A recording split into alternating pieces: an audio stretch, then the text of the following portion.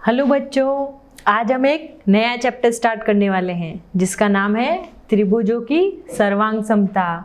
पिछले चैप्टर में हमने त्रिभुज और उसके गुणों के बारे में पढ़ा था। उससे पहले में हमने रेखा और कोण के बारे में पढ़ा था।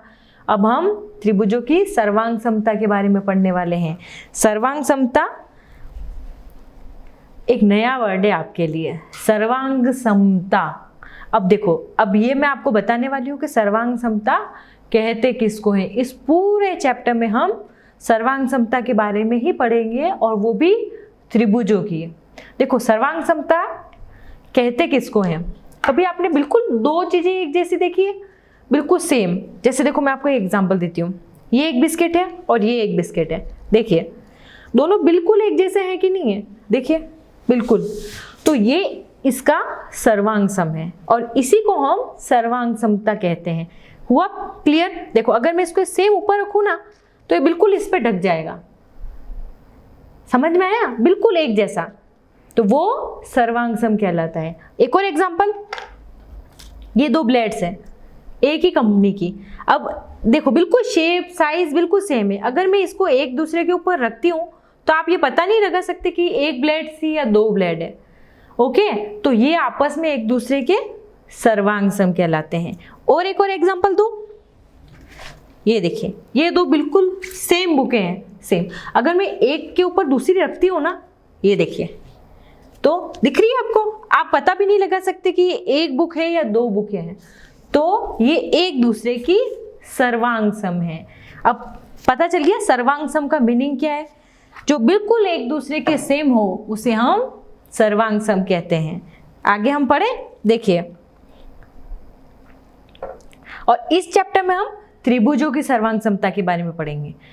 ओके, देखो, फर्स्ट ये वाला देखिए, ये एक डाक टिकट है और ये कोई डाक टिकट है। देखो, अगर इन दोनों को आपस में बिल्कुल सेम नहीं दिख रही है, दोनों शेप में साइज में बिल्कुल, तो हम कह सकते हैं कि ये और ये दोनों आपस में सर्वांग सम है।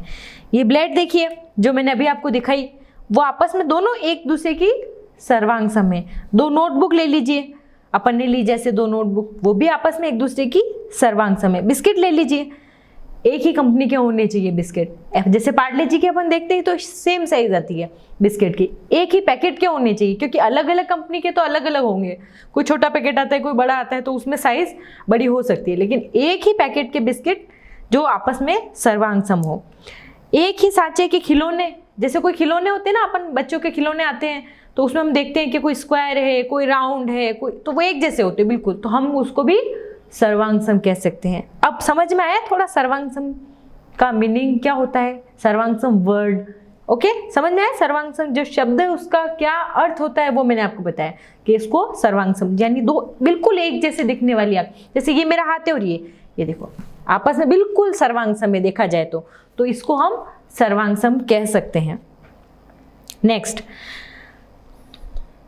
और दो वस्तुओं के सर्वांग सम होने के संबंध को हम क्या कहते हैं? सर्वांग समता। जैसे दो आपस में सर्वांग सम है तो इस संबंध को हम कहेंगे सर्वांग समता। ओके, अब देखो 7.2 तल आकृतियों की सर्वांग समता। अब जो दो आकृतियां हम लेते हैं, अब उसमें चेक करते हैं कि वो सर्वांग सम है कि नहीं। देखो, फर्स्ट आकृति F1 है, उसको देखो ऐसे इस शेप में कुछ। एक सेकंड आकृति ले लेती हूं मैं ऐसे। अब देखो, दोनों एक जैसी लग रही है कि नहीं लग रही? बिल्कुल सेम। तो हम ये कह सकते हैं कि F1 और F2 सर्वांग सम है। देखो, मैंने ये नहीं कहा कि F1 और F2 बराबर है या इक्वल टू है, मैंने कहा F1 और F2 सर्वांग सम है। अब जब इक्वल टू नहीं बोल रही हूँ मैं, सर्वांग सम बोल रही हूँ, तो साइन भी कुछ अलग होगा उसका, इक्वल टू नहीं होगा उसका साइन। तो मैं इसको ऐसे थोड़ी लिख सकती कि F1 इक्वल टू F2, ये तो मैं इक्वल टू के सेंस में लिखूंगी। अब एक सर्वांग सम के लिए भी तो कोई एक साइन होना चाहिए जिससे हमको पता चल जाएगा हाँ F1 और F2 सर्वांग सम है। तो हम एक नया साइन सीखेंगे, जैसे F1 सर्वांग सम F2, ये सर्वांग समता का साइन होता है ये वाला। देखिए, मैं आपको वापस बता देती हूँ, एक लाइन दूसरी लाइन, पहले तो इक्वल टू बनाना है और उसके ऊपर ये ऐसे, तो ये सर्वांग सम का साइन है। ये आप साइन ध्यान रखो, ये आपके हमेशा काम आने वाला है। इसको हम सर्वांग समता से डिनोट करते हैं। तो F1 और F2 आपस में, ये देखिए, हाँ, F1 और F2 सर्वांग सम है, तो हम ये लिखेंगे कि F1 और F2 सर्वांग सम है। सही, हमने कैसे लिखा, F1 सर्वांग सम है F2 के, लिख दिया ये वाला, तो ये आपस में सर्वांग सम हो गए। आगे अब देखो, ये तो हमने आकृतियों के बारे में पढ़ा, अब हम एक एक आकृति देखते जाएंगे, रेखाखंड देखेंगे, फिर त्रिभुजों के बारे में जाएंगे, क्योंकि त्रिभुज भी तो रेखा से ही बना है देखा जाए तो सबसे पहले हम रेखा के बारे में पढ़ेंगे। देखो रेखाखंडों की सर्वांग समता। अब देखो दो रेखाखंड ले लो, एक लिया मैंने AB, दूसरा लिया मैंने CD, ठीक है। अब देखो ये आपस में सर्वांग सम है कि नहीं है, कैसे पता लगाओगे, AB को मैं CD के ऊपर पूरा का पूरा रख देती हूँ, रखूं, ये मेरा AB है और ये मेरा CD है। अब मैंने थोड़ा बड़ा हो गया, ओके। अब मैंने AB को CD के ऊपर पूरा का पूरा रख दिया, AB है ये, CD के ऊपर पूरा का पूरा रख दिया। अगर ये आपस में बिल्कुल ओवरलैप हो जाए और मुझे पता ही नहीं चले कि AB कौन सा था और CD कौन सा था, बिल्कुल एग्जैक्ट सेम, बिल्कुल एग्जैक्ट सेम, जैसे ये थे ना, बिल्कुल एग्जैक्ट सेम, मतलब मुझे पता ही नहीं चल रहा है कि पीछे भी एक बिस्किट है, ऐसे बिल्कुल सेम, देखो साइज शेप, तो ये तो रेखाखंड में भी यही, अगर मैं उसके ऊपर रख दूं तो बिल्कुल सेम आ जाएगी, बिल्कुल सेम। तो AB और CD दिखने में भी बराबर लग रहे हैं, यानी वो आपस में इक्वल है, तो मैं कह सकती हूँ कि AB इक्वल टू CD। और ध्यान रखना, देखो कभी भी हम रेखाखंड को डिनोट करते हैं तो उसके ऊपर AB ऊपर साइन लगाते हैं AB डैश का, ठीक है, रेखाखंड को, और रेखा को डिनोट करते हैं तो हम ये वाला आगे, जैसे जो निरंतर बढ़ती जा रही रेखा, रेखा और रेखाखंड और किरण, उसके बारे में हमने चैप्टर 6 पहले वाले चैप्टर में पढ़ा था ना, शायद 5th चैप्टर है, 5th, हाँ 5th वाले चैप्टर में रेखाखंड है कोण वाले चैप्टर में हमने पढ़ा था। तो इससे हम सिर्फ अभी रेखाखंड की बात करें तो AB ऐसे डिनोट करेंगे। और कभी भी एंगल को कैसे डिनोट करते हैं, ऐसे, एंगल 1, क्योंकि देखो कोई तो सिंबल होना चाहिए ना डिनोट करने के लिए कि हम किसको बता रहे हैं, तो इसका मैथ्स में भी अलग अलग सिंबल दे दी है। जैसे हम बोलते हैं ये आयत है, ये आयत है, ये वर्ग है, ये वृत्त है, ऐसे करके हमने, और ये त्रिभुज है, तो हम छोटे छोटे सिंबल दे देते हैं इनको। तो रेखाखंड को ऐसे, ठीक है। अब जैसे मैं कोई कोण की बात करूं तो कोण A, और अगर त्रिभुज की बात कर रही हूं तो त्रिभुज A, B और C। ये चीजें क्लियर हो गई आपके दिमाग में। तो अब हम वापस चलते हैं अपने AB और BC पे। अब ये कोई मेरी रेखाखंड था AB, देखो नाम क्या था उसका, AB और CD। ये मैंने ले लिया, ये AB, ये थोड़ा छोटा हो गया, कोई बात नहीं, इसको हम छोटा कर देते हैं। अब ठीक है, ये है मेरा AB और ये है मेरा CD। तो मैं ऐसे बोल सकती हूँ कि AB इक्वल टू CD। और मैंने क्या बात बताई थी, रेखाखंड के लिए हम ऊपर डैश का साइन रखेंगे, मतलब उसके सिर पे टोपी पहनानी है। ये AB और CD बराबर है, ये तो बराबर है, लेकिन मुझे क्या प्रूव करना है, सर्वांग सम। तो मैं क्या करूंगी, सर्वांग सम का साइन कौन सा था, ये वाला। तो यानी जो इक्वल है वो सर्वांग सम भी होंगे, यानी जो इक्वल है वो क्या होंगे, सर्वांग सम, और जो सर्वांग सम है वो क्या होंगे, इक्वल, दोनों वाइस वर्सा होंगे। मतलब जो इक्वल है, बराबर है, वो सर्वांग सम कहलाते हैं, और जो सर्वांग सम है वो इक्वल कहलाते हैं। मतलब सर्वांग सम तभी होंगे जब वो इक्वल होंगे, और इक्वल तभी होंगे जब वो सर्वांग सम होंगे। ये दोनों क्रॉस, उल्टी कंडीशन, ठीक है। अब देखो ये तो A और B में तो हमें समझ में आ गया, AB और CD में। अब दूसरी लेते हैं PQ और RS। अब देखो PQ कुछ लंबी नहीं लग रही है RS से, तो PQ तो लंबी है और RS छोटी है, तो ये आपस में सर्वांग सम कहला सकते हैं। सर्वांग सम की कंडीशन क्या थी, बिल्कुल एग्जैक्ट सेम। तो ये तो मुझे सर्वांग सम नहीं लग रहे हैं, तो मैं ये नहीं लिख सकती, क्योंकि PQ इक्वल टू RS नहीं है, तो ये नहीं है। तो देखो ये सर्वांग सम लिखने के लिए क्या किया हमने, AB सर्वांग सम है CD के, ये हमने लिख लिया। और 7.4 के 2 में सर्वांग सम नहीं है, क्योंकि दिख ही नहीं रहे सर्वांग सम एक जैसे, दोनों दिखने भी तो चाहिए कि सेम आकृति के हों, तो सर्वांग सम नहीं है। तो देखो अब ये एक स्टैंडर्ड लाइन पड़ी है, यदि दो रेखाखंड की लंबाई समान है यानी बराबर है तो वे सर्वांग सम होते हैं, और रेखाखंड सर्वांग है तो उनकी लंबाई समान होती है, वही जो मैंने अभी थोड़ी देर पहले बताया। देखो अगर वे लंबाई में बराबर हैं तो वे क्या होंगे, सर्वांग सम, और अगर सर्वांग सम है तो वे क्या होंगे, बराबर, वाइस वर्सा। इक्वल है तो सर्वांग सम और सर्वांग सम है तो इक्वल होंगे। ये बात समझ में आ गई। अगला टॉपिक पढ़ते हैं। हाँ, तो इसमें एक बार देख लीजिए कि A B equal to C D के है, तो इसका वास्तव में अर्थ होता है कि ए बी सर्वांग सम है सी डी के। ये वाली बात यही ऊपर लाइन लिखी हुई है। अब हम त्रिभुजों के कोणों के बारे में पढ़ें कि कोणों की सर्वांग समता क्या होती है। अब कोण क्या होते हैं पहले बताओ। कोण नॉर्मल, जैसे कोई भी किसी भी 0 डिग्री से कोई एंगल बनाता है, कोई कोण बनाता है, मतलब जमीन से उससे कोई भी एंगल अगर बनाता है, जैसे ये कोई बेस लाइन है और इससे कोई भी एंगल बनाता है तो वो हम उसको कोण कहते हैं। और त्रिभुज पूरी बंद आकृति होती है। कोण और त्रिभुज में ये डिफरेंस होता है। कोण तो नॉर्मल आप कोण कुछ भी ले सकते हो, ये खुली आकृति भी हो सकती है। इसमें कोण, त्रिभुज में भी कोण हो सकते हैं, जैसे 3 कोण हैं, और त्रिभुज बंद आकृति होगी। कोण और त्रिभुज में ये डिफरेंस है। तो अब कोणों की सर्वांग समता के बारे में देखिए। फर्स्ट वाला देखिए, A B C, P Q R, L M N और एक्स वाई जेड, ये हमको 4 एंगल दे रखे हैं। ओके, अब देखो इसमें डिफरेंस क्या है, ध्यान से देखो एक बार। ये है 40 डिग्री, ये भी 40 डिग्री, ये है 30 डिग्री और ये है 40 डिग्री, मतलब 40 के तो 3 हैं और एक 30 डिग्री का है। अब हम थोड़ा सा जनरल आइडिया लगाते हैं, तो इसमें सर्वांग सम आपको कौन सा दिख रहा है। और मैंने सर्वांग समता की कंडीशन बताई थी कि उसमें बिल्कुल एग्जैक्ट शेप होनी चाहिए। तो अगर एंगल थोड़ा सा भी चेंज हो गया, ऐसे एंगल बन रहा है, थोड़ा सा भी ऐसे बन गया, तो वो तो थोड़ी शेप चेंज हो गई ना। तो एक बार अपने दिमाग में क्या आया कि यानी जो थोड़ा एंगल चेंज है वो तो सर्वांग सम नहीं होगा। तो इस वाली आकृति में देखिए तो पहला सही है 40 डिग्री, दूसरा 40 डिग्री, तीसरा 30 डिग्री और चौथा 40 डिग्री। तो देखा जाए तो फर्स्ट, सेकंड और फोर्थ ये आपस में थोड़े सर्वांग सम लग रहे हैं और 30 नहीं लग रहा है।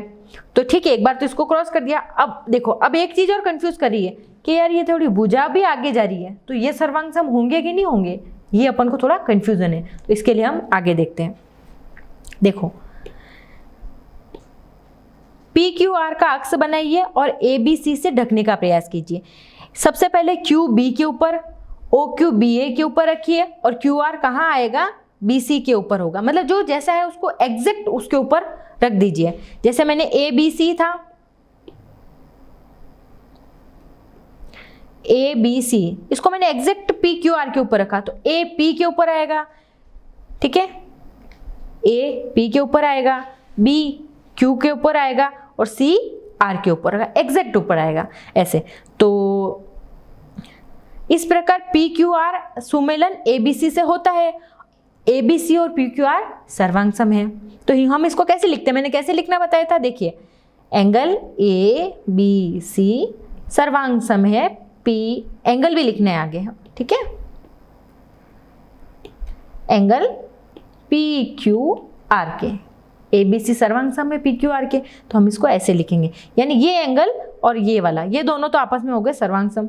इसको हम ऐसे भी लिख सकते हैं कि एंगल एम इंटू, मतलब जो आगे M A B C is equal to angle M P Q R, ऐसे। तो इस स्थिति की माप 40 डिग्री है, तो आपस में 40 डिग्री हो गए ना, तो ये आपस में सर्वांग सम है। अगला, अब हम लेते हैं एन एम और एल, ये वाले एंगल लेते हैं।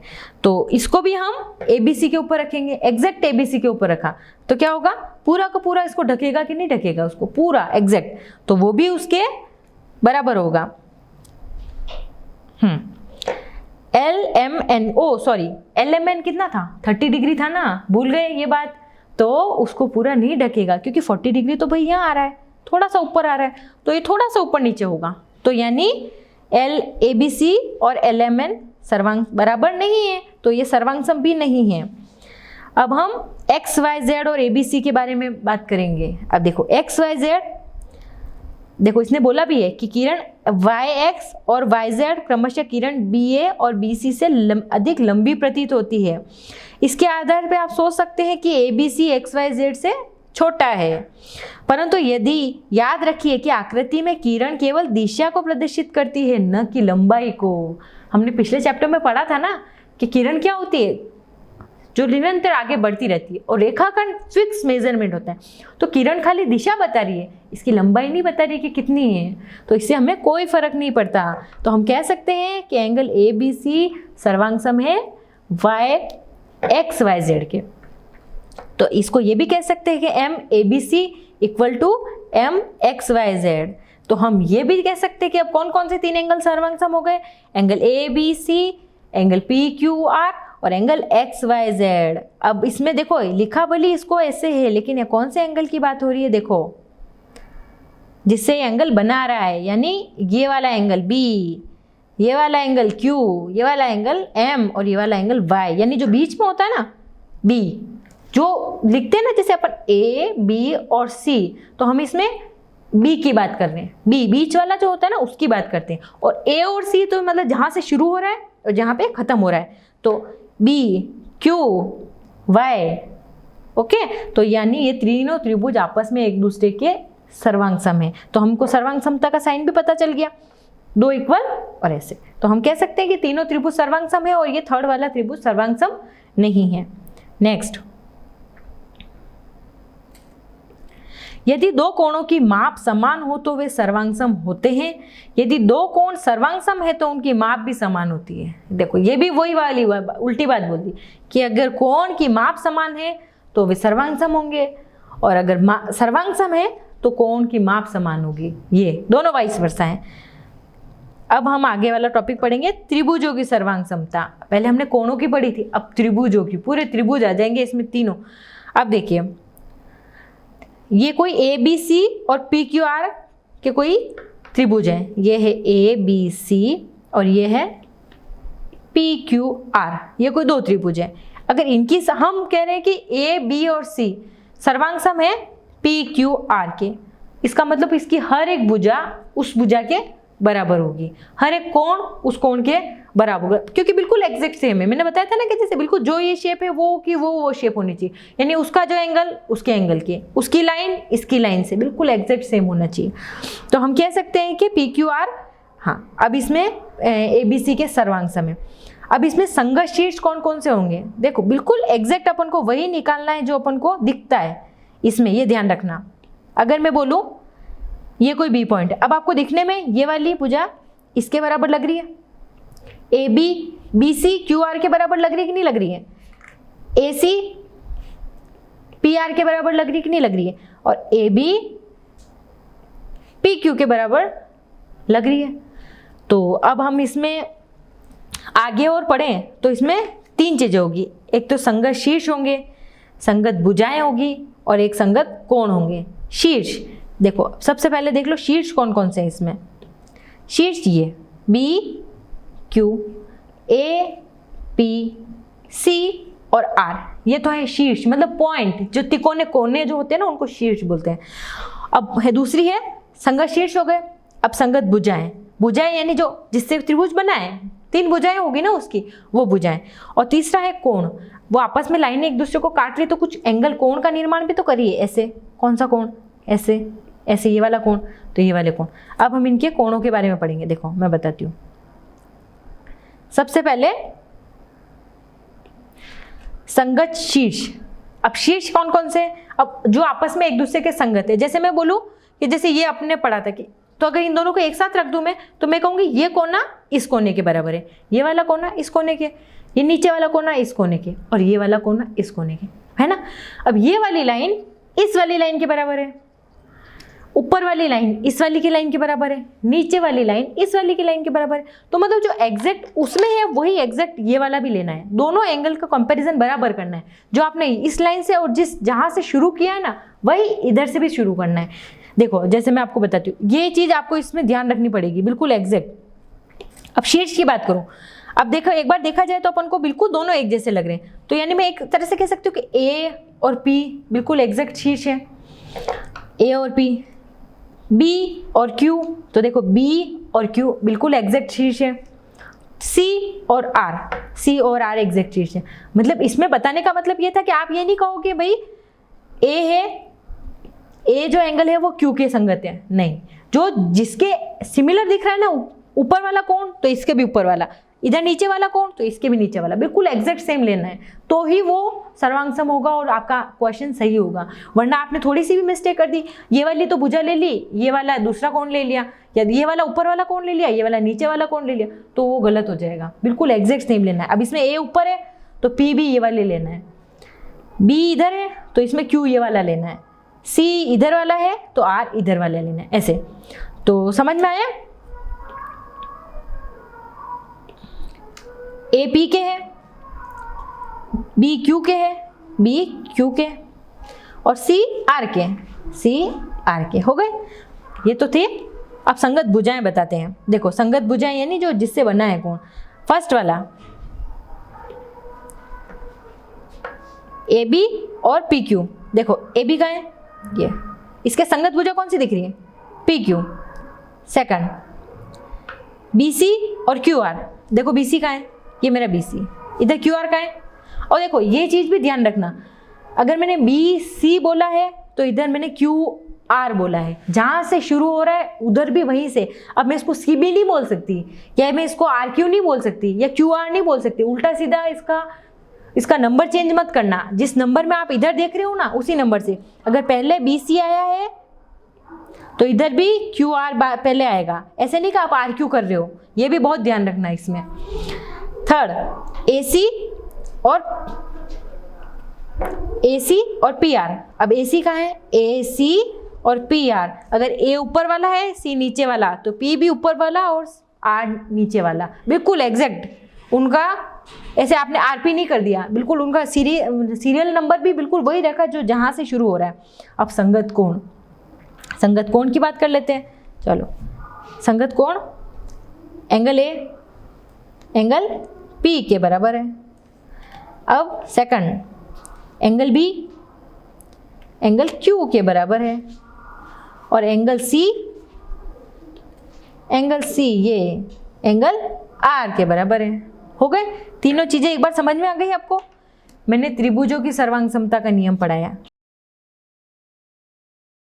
देखो मैंने क्या किया, दो त्रिभुज बिल्कुल सर्वांग सम बना दिए।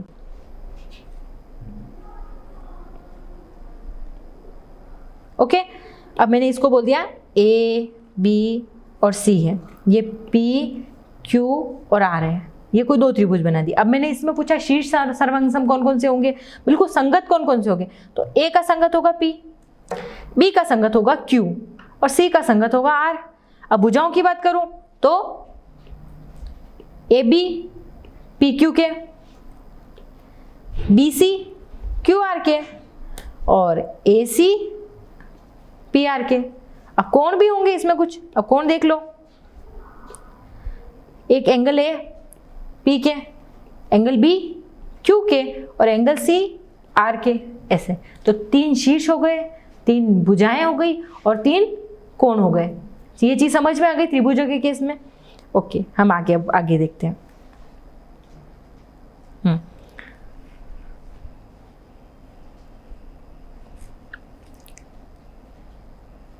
उदाहरण फर्स्ट देखते हैं। ये देखिए, यदि A B C P Q R सुमेलन A B C R P Q के अंतर्गत सर्वांग सम हो तो ए बी सी के वे भाग लिखिए जो निम्न के संगत हो। अब देखो इसमें हमको प्रूव करना है कि इसके संगत भाग कौन कौन सा है। मैंने बताया ना, जैसे ए वाला पिछले वाले डायग्राम में ए संगत था, तो ऊपर वाले जो सी जो एग्जैक्ट सेम था उसके उसी के संगत करना है। अब देखो इसमें थोड़ा सा अलग है। अब देखो ए बी सी को देखो और पी क्यू आर को देखो। अब आप थोड़े कंफ्यूज हो जाओगे, अब कहोगे यार पहले तो मेरी बिल्कुल शेप सेम थी, वो ऊपर था तो ये भी ऊपर था बिल्कुल, अब इसमें तो त्रिभुज को उल्टा कर दिया। अब मैं कंफ्यूज हो गई, ये वाली कौन सी भुजा किसके बराबर है, कैसे पता लगाऊं? तो देखो देखने में इसको अपन को ध्यान से देखना पड़ेगा। देखिए, अब देखो एक बार देखने में अपन को लग नहीं रहा है कि जैसे ए सी पी आर के बराबर लग रही हो, और ये बी सी पी क्यू के बराबर लग रही है, और ए बी आर क्यू के बराबर लग रही है, ऐसा लग नहीं रहा हमको कि जैसे कुछ, तो हमको ऐसे ना जमा के देखना है कि अगर मैं इसको पूरा का पूरा इसके ऊपर रख दूं तो किस शेप में आएगा वो, तो पूरा का पूरा उसके ऊपर जम जाना चाहिए।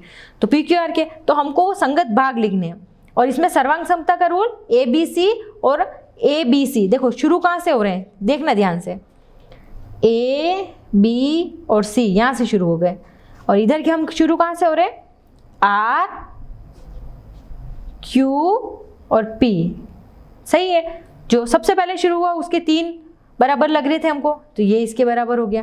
सेकंड वाला 2, ये सेकंड वाला, और ये थर्ड वाले आपस में ये दोनों बराबर थे। तो हमें अब इसके पॉइंट बताने हैं। देखो फर्स्ट वाला P, बिल्कुल ध्यान से देखना, बिल्कुल ध्यान से देखो। अब हम फर्स्ट है P, अब देखो देखने में P किसके बराबर लग रहा है,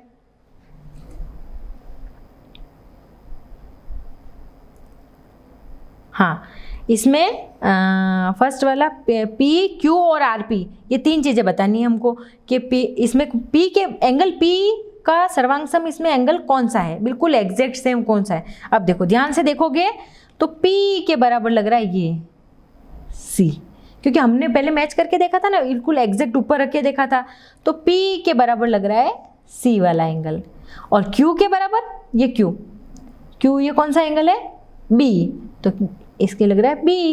और RP, देखो RP कहाँ है, ये R और ये P, ये छोटी वाली लाइन है, तो इसमें कौन हो गया RP का, R और P, ठीक है। तो इसमें कौन हो जाएगा, A और B, जो जहां से शुरू होता है वो उसके ऊपर बिल्कुल वैसे ही रखना है ओवरलैप करके। तो यानी इधर से RP है, लेकिन वो AB उसके ऊपर ओवरलैप, जैसे इसको हम ऐसे उल्टा जमा देंगे तो इसके ऊपर AC हो जाएगा ये। हाँ ये क्या था, RP, R और P, हाँ सॉरी, तो इस साइड कौन सा हो गया, CA, ये वाला AC नहीं है, AB नहीं है, CA है, ठीक है। तो ये हो गया इसके ऊपर CA। तो इसमें A किसके है, R के, B Q के और C P के, इसमें लिख दिया। अब PQ किसके बराबर है, PQ, ये है P और Q, ये तो ये CB के, ये CB के है ना। सेकंड Q, एंगल Q, ये वाला एंगल, ये किसके बराबर है, एंगल B के, इसके। फिर है एंगल RP, RP कहाँ है, RP ये, ओके। तो ये किसके है, AB के, नहीं ये गलत लिखा है, AB के नहीं होगा, ये RP AC के होगा, ये वाली चीज़ इसमें गलत, क्योंकि वो छोटी भुजा है RP और ये इसमें बड़ी है, तो वो बड़ी वाली नहीं हो सकती, इसमें ये AC के होगा, ओके। आगे करते हैं।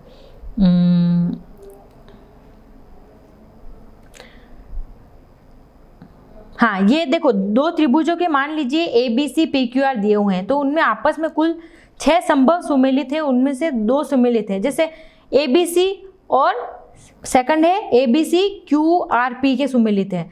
किस किस के हैं, मतलब ABC PQR के हैं कि ABC RPQ के हैं, ABC PQ। और 2 त्रिभुजों के कटआउट का प्रयोग अन्य सुमेलित ज्ञात कीजिए और सुमेलन सर्वांग समता दर्शाते हैं, इसके बारे में विचार कीजिए।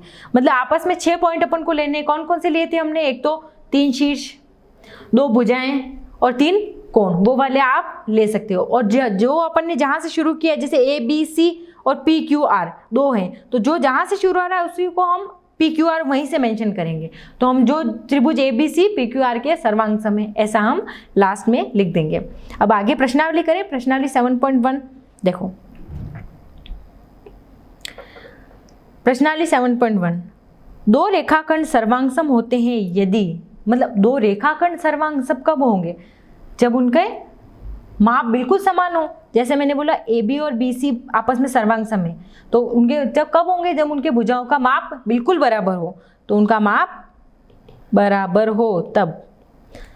2 सर्वांग सम कोणों में एक की माप 70 डिग्री है, तो दूसरे कोण की माप कितनी होगी, मतलब 2 कोण सर्वांग सम है, ये बोल दिया मैंने। एक 70 है तो दूसरा भी ऑब्वियसली 70 ही होगा। हाँ, जब हम कोण A इक्वल टू कोण B लिखते हैं तो उसका वास्तविक में अर्थ होता है कि M angle A equal to M angle B होता है, इसका वास्तविक में अर्थ। वास्तविक जीवन में संबंधित सर्वांग सम आकारों के कोई दो उदाहरण, कोई भी दो उदाहरण मैंने जैसे पहले दिखाए थे, कोई भी दो बिस्किट के दे दो,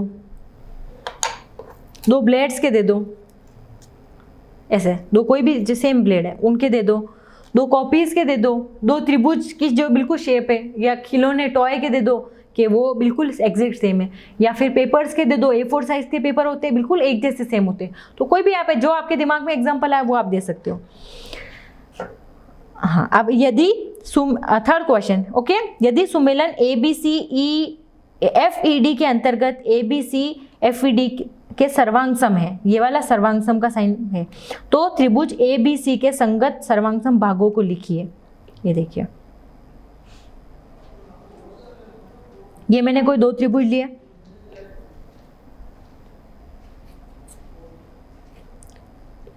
त्रिभुज ABC और FED, दो त्रिभुज लिए, उसमें मैंने बोल दिया कि ये दोनों आपस में सर्वांग सम है, तो अब उनके संगत भाग कौन कौन से होंगे?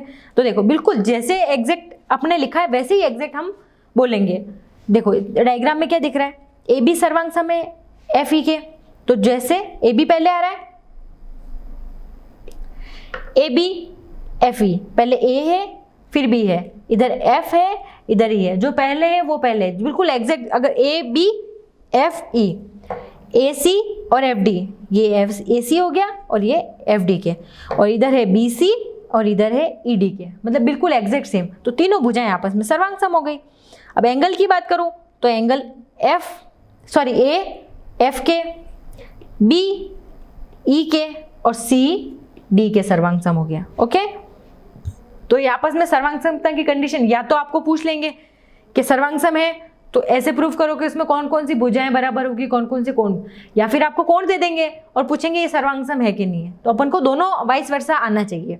अगला क्वेश्चन करें, यदि त्रिभुज DEF और BCA दो ये सर्वांग सम है, तो त्रिभुज BCA के उन भागों को लिखिए जो निम्न के संगत हैं। अब हमको पहले तो दो त्रिभुज बना लेने हैं, एक तो DEF और एक BCA, बिल्कुल एग्जैक्ट जैसा उसने कहा, D पहले EF, तो उधर BCA की बात करी तो BCA, बिल्कुल एग्जैक्ट। अब देखो, अब बिल्कुल सही बना होगा ना तो आपका गलत नहीं होगा, क्योंकि इसमें पूछा E, अब इधर दिखने में E के सर्वांग सम कौन है? C। अब मैं पूछूं EF के, चले जाओ भुजा EF पे, ये नीचे वाली, वो सर्वांग सम किसके? EF CA के, बिल्कुल लिखना भी सेम है, ऐसे नहीं कि AC पहले लिख लेना है, AC या CA, इसका सीरियल चेंज नहीं करना है। EF लिखा है तो इधर CA लिखूंगी। अगला एंगल F, अब एंगल F का है ये, तो वो किसके हैं? एंगल A के। अगला DF, अब देखो DF का है,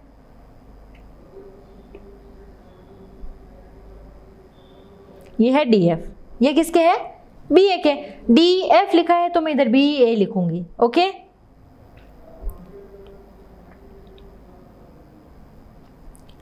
हाँ, अब हम एक नया टॉपिक पढ़ेंगे, त्रिभुजों की सर्वांग समता के लिए प्रतिबंध क्या क्या होते हैं। अब त्रिभुजों की, ये तो हमने नॉर्मल सर्वांग समता पढ़ी थी कि रेखाखंडों की, कोणों की, त्रिभुजों की। अब इसमें त्रिभुजों की सर्वांग समता के प्रतिबंध के मतलब उसमें तीनों भुजाएं बराबर होनी चाहिए, या तीनों कोण बराबर होने चाहिए, या एक भुजा दो कोण बराबर होने चाहिए, या दो भुजाएं एक कोण बराबर होने चाहिए, या तीनों भुजाएं बराबर होनी चाहिए। यूं इसमें आगे कंडीशन आएगी त्रिभुजों के बारे में, क्योंकि हम त्रिभुजों का ही तो चैप्टर पढ़ रहे हैं, त्रिभुजों की सर्वांग समता, तो इसमें आगे हम पढ़ेंगे। तो 7.6 त्रिभुजों की सर्वांग समता के लिए प्रतिबंध। देखो ये कोई त्रिभुज है ABC, इसमें ये है 5 सेंटीमीटर, ये 5.5 और ये 3.4 सेंटीमीटर है। ओके, तो हमने एक बार त्रिभुज बना के देखते हैं हम। अब SSS का खेल खेलते हैं, जैसे मैं आपको बोलूँ एक 5.5 का सेंटीमीटर भुजा का एक त्रिभुज बनाओ, तो आप क्या करोगे? 5.5 ले ली मैंने। अब वो तो बहुत टाइप से बन सकता है, क्योंकि मैंने आगे कोई इन्फॉर्मेशन नहीं दी, मैंने बस एक रेखाखंड बता दिया 5.5, 5.5। अब आप सोचोगे यार मैं तो इससे अधिक कोण भी बना सकता हूँ, 90 डिग्री का भी बना सकता हूँ और न्यून कोण भी बना सकता हूँ। तो ये 3 त्रिभुज बन गए अलग अलग, अधिक कोण, न्यून कोण और समकोण। अब मैं एक हिंट और देती हूँ आपको, एक काम करो, ये तो बनाओ 5.5, 5.5 और 5.5। अब मैंने एक भुजा और दे दी, अब मैं आपको बोलूँ चलो एक काम करो, दूसरी भुजा 3.4, 3.4 और 3.4। तो तो आप क्या करोगे, एक थोड़ी टेढ़ी बना दी, एक 90 डिग्री में बना दी और एक थोड़ी कम बना दी, तो भी ये त्रिभुज मुझे सर्वांग सम नहीं लग रहे हैं। देखो ये थोड़ा अधिक कोण है, एक 90 डिग्री है और एक न्यून कोण है, तो ये त्रिभुज आपस में सर्वांग सम है। यानी मुझे दो भुजाएं दे दी, दो भुजाएं, साइड, भुजा को साइड बोलते हैं, मतलब मैंने दो भुजा के बारे में मुझे दे दिया, तो सर्वांग सम हो रहे हैं क्या ये? नहीं, मतलब मुझे एक इंफॉर्मेशन और चाहिए, या तो तीसरी भुजा और समान हो, तीसरी भुजा के और मेजरमेंट दे दे तो मैं बता सकती हूँ कि हाँ ये अब ये तीनों एग्जैक्ट सेम है। तो आगे इसने क्या किया,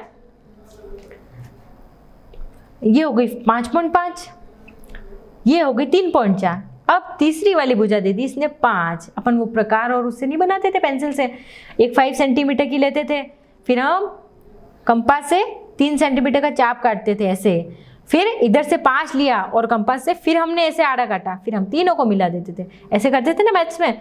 तो ऐसे, तो अब ये त्रिभुज मुझे एग्जैक्ट पूरी इंफॉर्मेशन आ गई, यानी अब मुझे इसी लंबाई का दूसरा त्रिभुज मिल जाए ना तो वो उसके एग्जैक्ट सर्वांग सम होगा।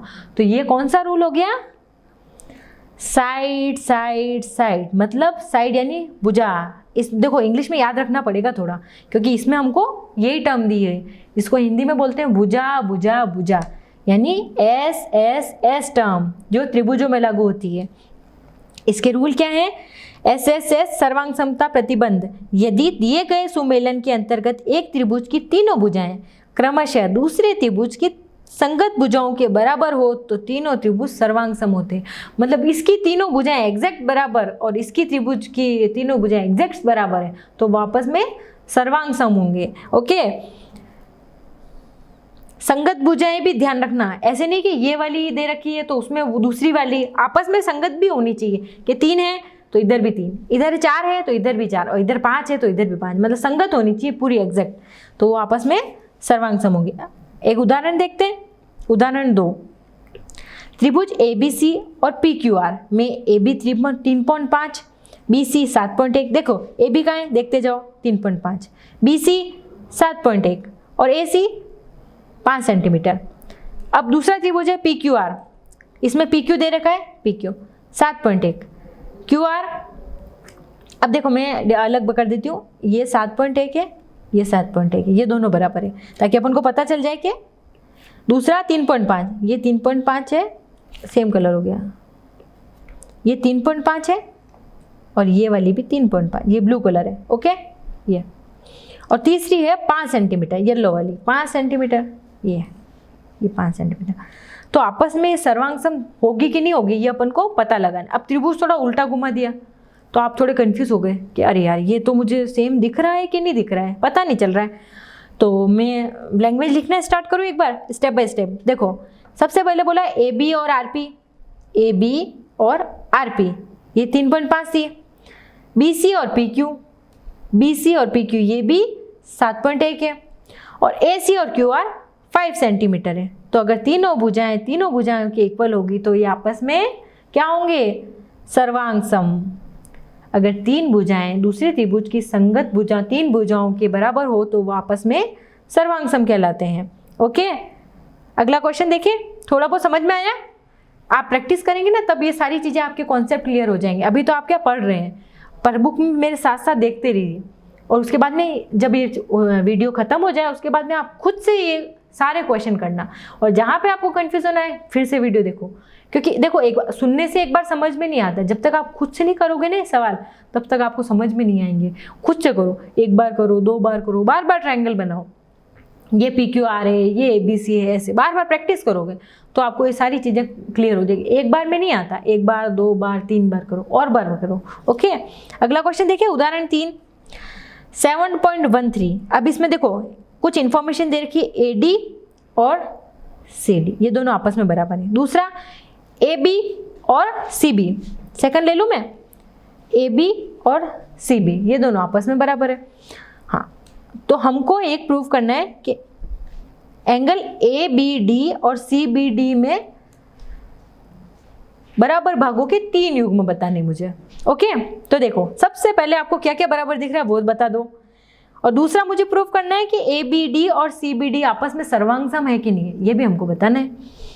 और तीसरा हमको पूछ करना है कि BD ABC की समद्विभाजक है कि नहीं है। देखो पहले तो हमको, इसीलिए ये डायग्राम पे टिकी हुई है इसमें क्वेश्चन सारे, तो आप डायग्राम देखते जाओ। तो ए बी सी, पहले तो हमको दो कंडीशन दे दी कि ए डी और सी डी बराबर है, ओके, और ए बी और सी बी बराबर है, ओके। तो सबसे पहले जो दिया है वो लिखते जाओ, ए बी डी और सी बी डी में बराबर भागों के 3 युग्म निम्नलिखित है। अब 3 युग्म अपन को 3 कंडीशन होनी चाहिए, ध्यान रखना इसमें 3, या तो तीनों भुजाएं बराबर करो, या तीनों कोण बराबर करो, या 2 भुजाएं 1 कोण, 1 भुजा 2 कोण, ऐसे करके कोई भी कॉम्बिनेशन बिठाना है। तो सबसे पहले ए बी सी बी के बराबर है, ये हमको दिया गया है। ए डी सी डी के बराबर है, ये भी हमको दिया गया है। और एक तीसरी चीज, बी डी और बी डी दोनों त्रिभुजों में उभयनिष्ठ है, तो हम कह सकते हैं। तो इससे मैं कह सकती हूँ कि ये कौन सा रूल हो गया, साइड साइड साइड। देखो तीनों साइड हो गए ना, 1 साइड 2 साइड और 3 साइड, इसे भी 1 साइड 2 साइड और 3 साइड, क्योंकि 2 तो इक्वल टू दे रखी थी और एक कॉमन थी, दोनों में उभयनिष्ठ थी, तो ये सर्वांगसम है। और दूसरा सर्वांगसम क्यों है, क्योंकि हमने ये ऊपर प्रूव कर दिया, 3 कॉन्सेप्ट बता दिए, 3 भुजाएं बराबर है। और तीसरा, क्या B D A B C को समद्विभाजित करती है, तो angle B A B D और सी बी डी, देखो एंगल कौन कौन से हैं, एंगल ए बी और डी ये वाला एंगल, और सी बी डी ये वाला एंगल, ये दोनों एंगल की बात हो रही है। तो सर्वांगसम त्रिभुजों के संगत भाग, अब जब त्रिभुज सर्वांगसम है तो इसका मतलब उसके हर एंगल भी बराबर होगा, तो यानी ये एंगल और ये एंगल बराबर होगा, क्योंकि बी डी, देखो ध्यान से देखो, ये बी डी किसको, ए बी सी को समद्विभाजित कर रही है, ओके, तो बी समद्विभाजित कर रही है बी डी, ये प्रूव हो गया, तीनों क्वेश्चन, तीनों सवाल प्रूव हो गए ना, ओके। आगे वाले चैप्टर में हम आगे का पोर्शन पढ़ेंगे, तब तक आप ये वाला पूरा जितना भी पढ़ाया है, इसकी सर्वांग समता, रेखाखंड की सर्वांग समता, कोणों की सर्वांग समता, सबके बारे में बिल्कुल प्रैक्टिस कर लीजिएगा आप, बिल्कुल स्टेप बाय स्टेप क्या होता है, क्योंकि आगे आपको तभी समझ में आएगा जब तक आप पिछला पढ़ोगे, ओके। तो तब तक अच्छी सारे क्वेश्चन की प्रैक्टिस करना, ओके।